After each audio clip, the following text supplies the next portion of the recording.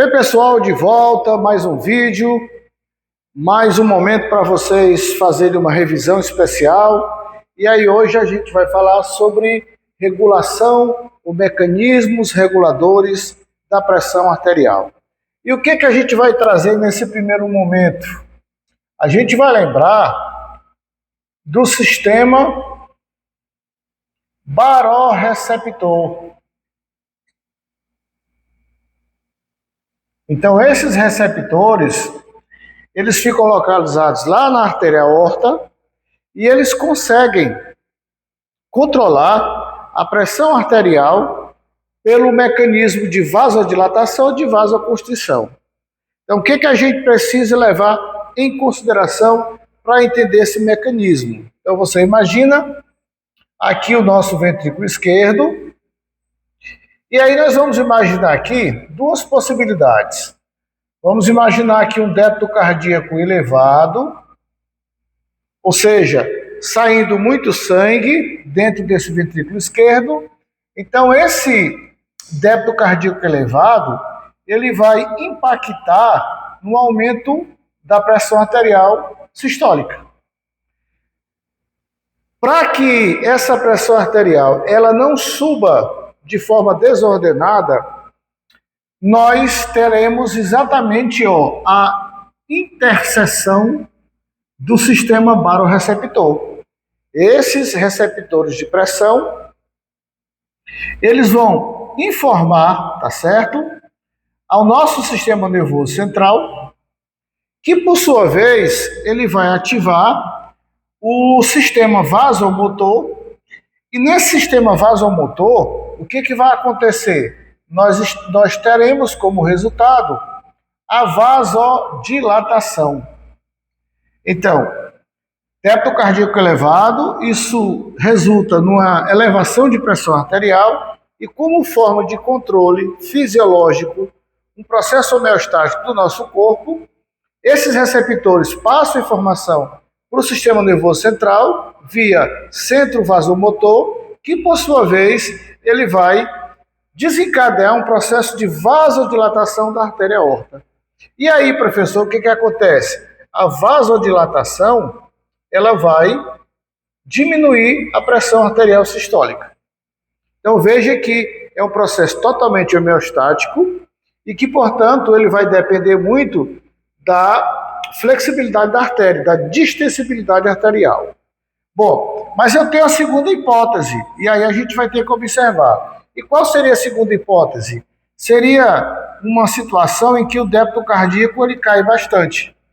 Então, se você tem uma redução drástica no seu débito cardíaco, qual é a consequência imediata? É você ter uma redução na sua pressão arterial. E aí, automaticamente, da mesma forma que a elevação de pressão arterial foi informada ao sistema nervoso central e este ativou, obviamente, o sistema vasomotor, a gente vai ter o mesmo processo em se tratando de uma queda de pressão arterial. O que vai acontecer de diferente é exatamente a resposta homeostática. Se no aumento da pressão arterial a gente teve aqui uma vasodilatação para que esta repercuta numa redução da pressão arterial, se nós tivermos aqui, na segunda hipótese, uma redução do débito cardíaco, uma redução da pressão arterial, nós teremos uma vasoconstrição. Então, se nós temos uma vasoconstrição, você vai lembrar que nós vamos diminuir o diâmetro da artéria e isso vai fazer com que essa pressão arterial sistólica ela aumente. Então, para que você não tenha nenhuma dúvida quanto a esse processo, é só você lembrar do que nós já falamos antes para vocês.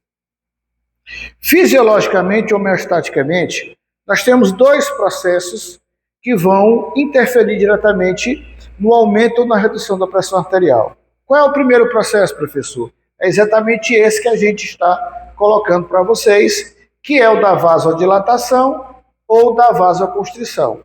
Toda vez que ocorrer a vasodilatação, naturalmente a pressão tende a cair.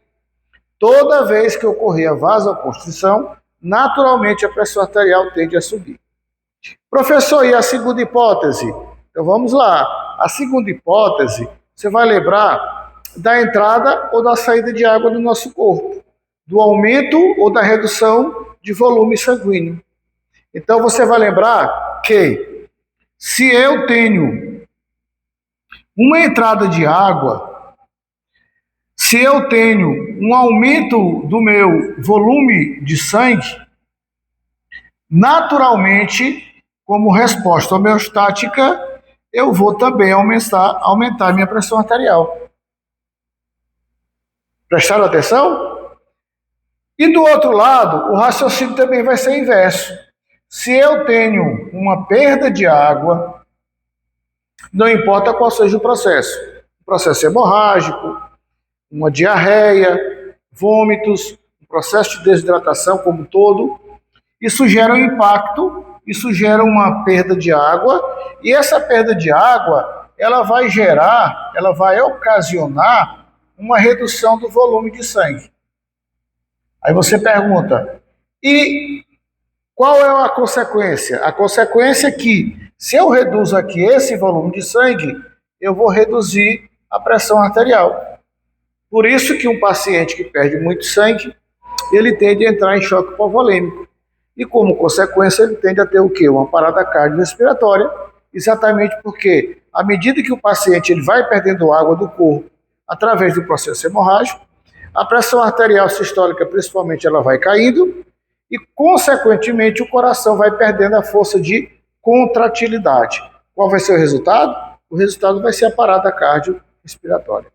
Pessoal, mais uma dica importante aí para a nossa avaliação, mais uma dica importante aí de revisão para vocês, e a gente conta com vocês para que vocês possam estar colaborando com o nosso canal. Vamos fazer a inscrição, vamos deixar um like lá positivo, para que a gente possa cada vez mais crescer e trazer mais informações para vocês. Um abraço, até lá.